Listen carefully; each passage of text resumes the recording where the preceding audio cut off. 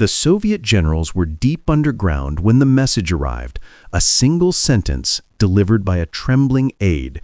America has detonated a hydrogen bomb. Silence. Then, chaos. One general dropped his glass. Another stood up so fast his chair slammed against the wall. Marshal Malenkov whispered, "That's impossible." But it wasn't. The Americans had done it, and what the Soviets said next would never be forgotten. Moscow, November 1st, 1952. The Kremlin's war room was dimly lit, filled with cigarette smoke and tension. Outside, the city was quiet. Inside, panic was spreading. The hydrogen bomb, a weapon 1,000 times more powerful than Hiroshima, had just been tested by the United States. The Soviets hadn't expected it. They thought they had time. They were wrong. The room filled with whispers, then arguments. But one voice cut through the noise. Marshal Zhukov. He leaned forward and said, "We need to know how they did it. Now." The disbelief was immediate. Soviet physicist Andrei Sakharov stared at the classified report. He read it twice, then a third time. "No," he muttered, "this can't be real." The blast yield was staggering, over 10 megatons. That was more than every bomb dropped in World War II combined. General Sokolov shook his head. "It's a bluff, American propaganda." But the satellite data didn't lie. The explosion had lit up the Pacific. The Americans called it Ivy Mike. The Soviets called it something else, the beginning of the end. Sakharov stood up. "We underestimated them," he said. "They've moved beyond fission. This is fusion, thermonuclear." The room went quiet. Fusion, the holy grail of weapons science. Instead of splitting atoms, it fused them, releasing unimaginable energy. Marshal Malenkov rubbed his temples. How did they do it? Sakharov didn't answer. He was already scribbling equations. The technical breakdown began. Sakharov paced the room, chalk in hand. "They used liquid deuterium," he said, "cryogenic fuel, stabilized, compressed." He drew diagrams on the blackboard. First, a fission bomb, then a radiation implosion. That triggers fusion. The generals watched in silence. "This isn't just a bigger bomb," Sakharov said. "It's a new kind of weapon, a new kind of war." He paused. "They've crossed the line, and we're behind." Zhukov clenched his fists. "How far behind?" Sakharov looked up. "Years." The realization hit hard. America hadn't just built a bomb. They'd built a lead. Factories, scientists, funding, all focused on one goal. The Soviets had been racing, but on the wrong track. Their own hydrogen program was still theoretical.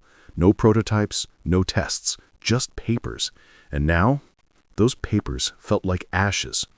Marshal Beria, head of Soviet intelligence, slammed his fist on the table. "We need to catch up, immediately." But Sakharov shook his head. "You don't catch up to this. You survive it." The strategic implications were terrifying. Zhukov stood. "This changes everything," he said. "America can destroy entire cities with one bomb, not dozens, one." The generals nodded grimly. "This isn't deterrence," Malenkov said. "It's domination." Beria leaned in. "They'll use it to control Europe, Asia, us." Sakharov whispered, "They already are." The hydrogen bomb wasn't just a weapon. It was leverage, and the Soviets had none. The conversation shifted. Now it was about survival. Could the USSR build its own hydrogen bomb? Could they do it fast enough? Sakharov laid out the requirements. Tritium, deuterium, implosion lenses, massive funding, years of research, and secrecy. He said, "We'll need thousands of workers, entire cities dedicated to this." Zhukov nodded. "Then we build those cities." But Beria had doubts. "Can we trust our scientists?"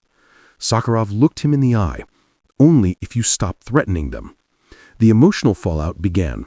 Some generals were furious. Others were afraid. Marshal Voroshilov muttered, "We've lost the balance." Malenkov replied, "There was never balance. The Americans had always been ahead. More money, more freedom, more minds. The Soviets had purged their best physicists. Lysenkoism had crippled scientific progress. And now they were paying the price." Sakharov said, "We silenced our future." Nobody responded. The blame game started. Beria blamed the West. Zhukov blamed Stalin. Sakharov blamed fear. He said, "We built a system that punishes intelligence. Now we're shocked that we are behind." Malenkov stared at the map. America has oceans, allies, wealth. We have paranoia. The room went silent. Then Zhukov spoke. "We must change, or we will vanish." The historical context was brutal. America's Manhattan Project had mobilized over 130,000 workers. The hydrogen bomb was its next evolution. The Soviets had tried to match it, but with fewer resources, less trust, and constant surveillance. Their scientists worked in fear, their generals in secrecy, and their leaders in denial. Sakharov said, "They built a bomb with freedom. We tried with fear." The contrast was devastating and undeniable. The room was heavy with silence.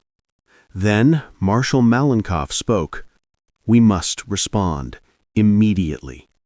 But Sakharov didn't move.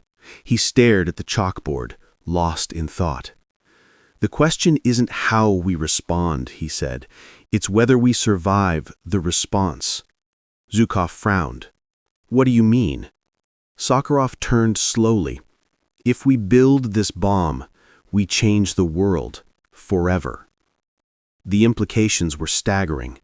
A weapon that could erase cities, a technology that could destabilize nations, and once built, it could never be unbuilt.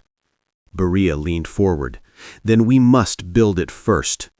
Sakharov shook his head. "No, we must build it last." The generals didn't understand, but Sakharov did.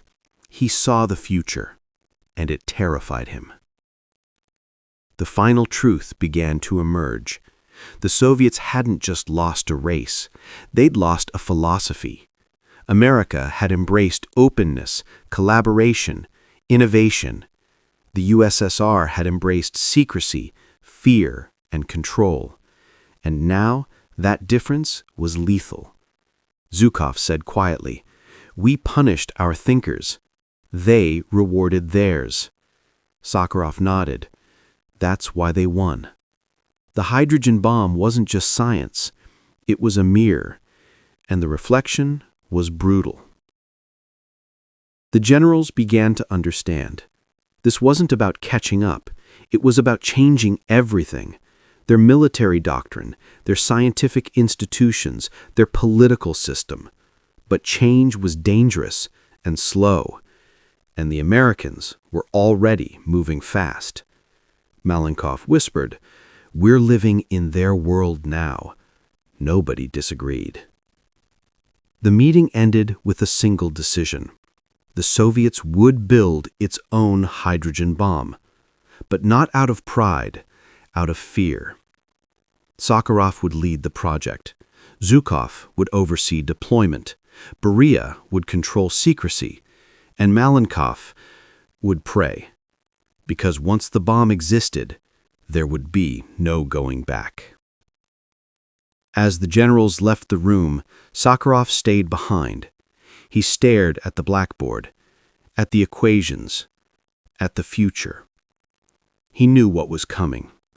A world of threats, of leverage, of silence. And he whispered to himself, "May we never have to use it." The hydrogen bomb changed everything, not just for America, not just for the USSR, but for humanity. It was the moment the Cold War became real, the moment fear became policy, and the moment science became power. The Soviets had learned the truth, and now they had a choice: to follow or to vanish. The Soviet hydrogen bomb project began in silence. No press, no announcements, just orders. Sakharov was given everything he asked for: funding, facilities, freedom, at least on paper. But he knew the truth. This wasn't science, it was survival. The first test was scheduled for 1955, 3 years after Ivy Mike. The Soviets called it RDS-37. It would be their answer to America's hydrogen bomb. But Sakharov wasn't proud, he was haunted. He'd seen what fusion could do, and he feared what it would become. Meanwhile, Soviet generals prepared new doctrines, no longer about tanks or trenches. Now it was about deterrence, mutually assured destruction. The Cold War had entered its most dangerous phase, and the hydrogen bomb was its crown jewel. In secret meetings, Soviet leaders debated strategy. Should they threaten? Should they bluff? Should they strike first? Zhukov argued for caution. Beria argued for dominance. Malenkov argued for survival. And Sakharov argued for restraint. He warned them, this weapon is not a shield. It's a mirror. It reflects who we are. If we use it, we become what we fear. But few listened. The arms race had begun, and fear was now policy. The Americans responded with even bigger bombs. Castle Bravo, Tsar Bomba, each test more terrifying than the last. The Soviets followed. Each explosion, a message. Each mushroom cloud, a threat. And the world watched in silence. Inside the Kremlin, the mood shifted. The hydrogen bomb had changed everything. Diplomacy became theater. Peace became performance. And war became unthinkable. But the threat remained, always. Sakharov continued his work, but his heart wasn't in it. He saw the future, and it was bleak. He began to speak out, against secrecy, against fear, against the very weapon he helped create. The Soviet government silenced him, but his words lingered, in labs, in war rooms, in the minds of those who understood. The hydrogen bomb wasn't just power, it was a warning. And that warning echoed through history, from Moscow to Washington, from bunkers to classrooms, from generals to citizens. It said, we built this, we can end this, but only if we choose to. The Soviets had learned the truth, not just about the bomb, but about themselves, and about the world they now lived in, a world shaped by fear, defined by silence, and balanced on the edge of annihilation. What Soviet High Command said that day was never published, never broadcast, never taught. But it was remembered by those who were there, by those who listened, and by those who understood that the most powerful weapon isn't the bomb, it's the choice not to use it.